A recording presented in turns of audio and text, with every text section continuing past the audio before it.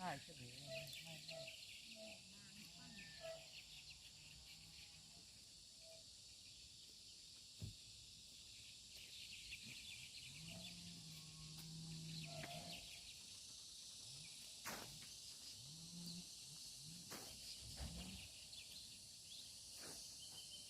ข้างล่างเอ๊ะหน่อยมันมีเอ๊ะหรอ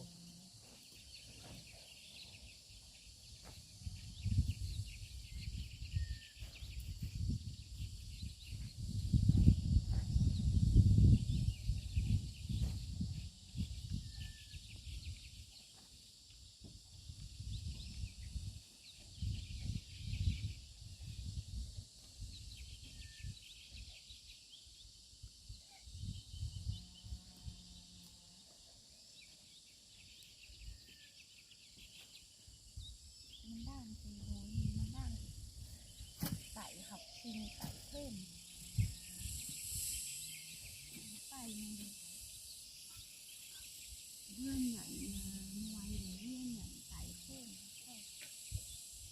เกิดมาเข้าก็เกยนะเกยเกี่ย ใส่ลูกเมงgiá hơnใส่ลูกข้าวก่อน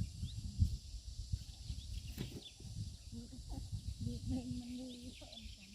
กัน แมงงูมันบ่มีกั้วปุ๋ยมันลูกเมงไปหอมนะข้าวเลยตั้งกั้วตัวสาวđóอันนี้เมงใส่ลูกข้าวก่อนยันละ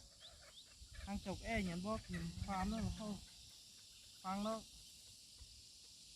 เมื่อใส่ลูกเมงกระดาษว่าเงินผมก็ฟังเม็ดเกาะ